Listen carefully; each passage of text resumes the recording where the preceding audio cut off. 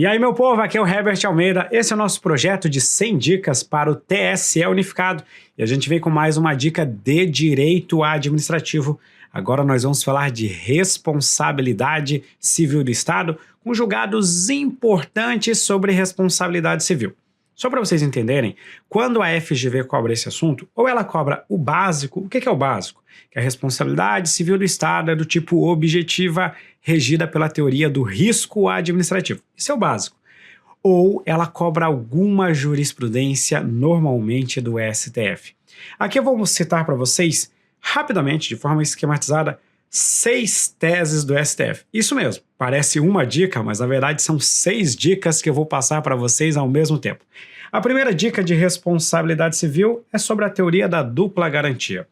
O STF fixou uma tese de repercussão geral, dizendo para a gente que o seguinte: você não pode processar diretamente o agente público, você tem que processar o Estado. Por exemplo, o motorista de uma prefeitura bate num carro de um terceiro.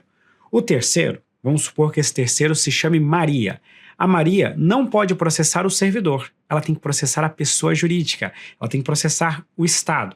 Então a teoria da dupla garantia diz que a ação sempre será movida contra a pessoa jurídica, não pode ser movida diretamente contra o agente público. Por que é uma dupla garantia? Primeiro, porque eu protejo o agente público. Ele não será processado por qualquer coisa, assim ele pode exercer as suas funções com autonomia. O agente público só responderá numa ação de regresso, ou seja, quem processa o agente público é a pessoa jurídica, caso seja condenada, e só poderá mover essa ação se o agente público houver agido com dolo ou culpa. A segunda proteção, eita nós, é do terceiro, aquele que sofreu o prejuízo. Por que o terceiro tem que ser protegido? Pergunto para você. Quem que normalmente terá mais recursos? O agente público ou o Estado? Normalmente, o Estado. Então, vai que o servidor está meio endividado, quebrado e tal. O terceiro não teria como cobrar a dívida. Então, ele cobra a dívida do Estado. E depois o Estado, se for o caso, se vira com o agente público. Esse é o nosso primeiro julgado. Teoria da dupla garantia. Segundo julgado, o STF decidiu que existe uma responsabilidade subsidiária do Estado em relação a danos causados a candidatos de concursos públicos quando o concurso é anulado em razão de fraude comprovada no certame, quando o concurso público é organizado por uma pessoa jurídica de direito privado. Para explicar esse caso é muito simples. Normalmente, quem organiza concurso público é uma pessoa jurídica de direito privado, uma fundação, alguma entidade contratada pelo Estado para promover o concurso. Vamos supor que o concurso seja cancelado por fraude. Tem que ser fraude. Quem que você processa caso você sofra prejuízos com viagem, hospedagem, investimento para fazer a prova? Quem que você processa?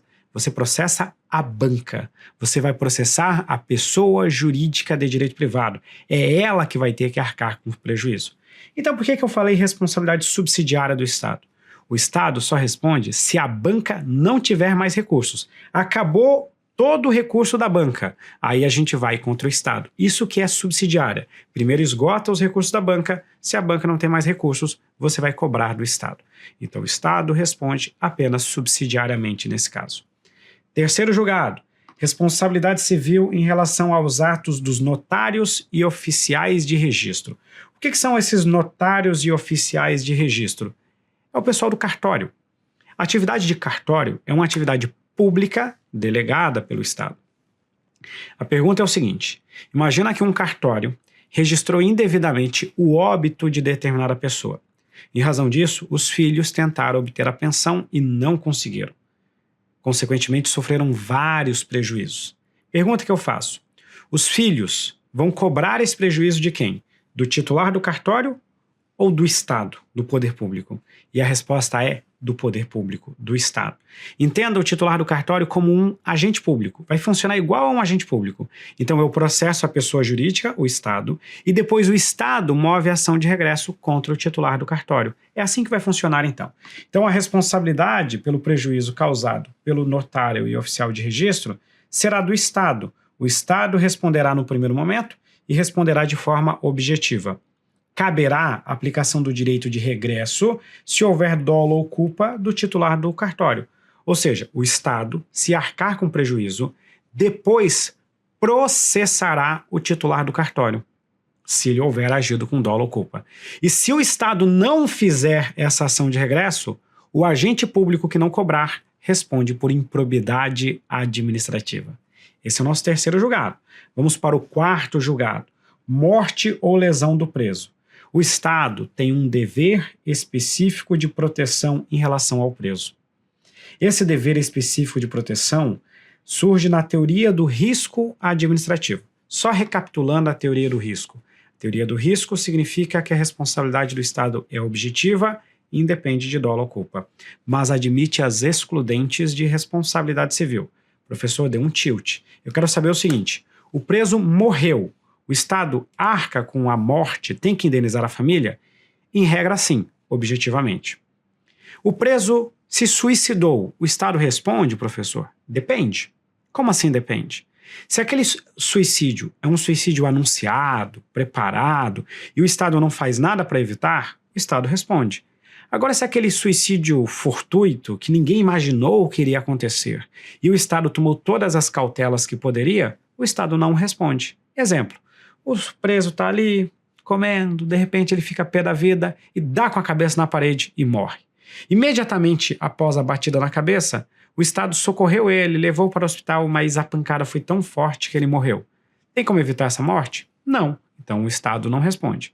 Agora, se era um preso que já estava falando, eu vou me matar, o Estado vai lá, deixa um cadarço para o cara se pendurar, o cara se pendura, uma semana depois encontra o corpo lá já em estado de decomposição. Aí o Estado vai responder, porque ele não fez nada para evitar a morte. Então o Estado responde objetivamente pela morte ou lesão do preso. Quinto julgado, responsabilidade do Estado em relação a danos causados por um foragido do sistema prisional. Explico melhor. João estava preso, pulou o muro do xadrez e, algumas semanas após a fuga, matou um terceiro. Pergunta, a família desse terceiro poderá processar o Estado? Afinal de contas, o João somente cometeu o crime porque não estava preso. O Estado responde nesse caso? Vou te falar aqui, não. O Estado não responde no exemplo que eu trouxe para vocês. Por quê? Segundo o STF, o Estado só responderá por um prejuízo causado por um foragido do sistema prisional se houver um nexo causal entre a conduta e a fuga, entre o prejuízo e a fuga. Por exemplo, o João, quando pulou o muro do xadrez, encontrou uma moto estacionada e apontou uma arma de fogo para o proprietário da moto e roubou essa moto. Veja, ele roubou a moto para fugir. Existe um nexo, uma relação entre a fuga e a conduta, entre a fuga e o roubo. Nesse caso, o Estado responde. Alguns meses depois, ele já consumou a fuga, já está foragido e, de repente, ele rouba ou mata alguém. O Estado responde nesse caso? Não, porque não existe mais relação com o momento da fuga. Esse foi o nosso quinto julgado. E o sexto julgado, para fechar com chave de ouro, responsabilidade do Estado em relação a um profissional de imprensa ferido por policiais. O Estado responde objetivamente se um profissional da imprensa for ferido durante cobertura jornalística em alguma ação policial. Porém, admite-se a excludente de responsabilidade civil, ou seja, eu afasto a responsabilidade do Estado se ficar comprovada a culpa exclusiva da vítima. Quando que ocorre a culpa exclusiva da vítima?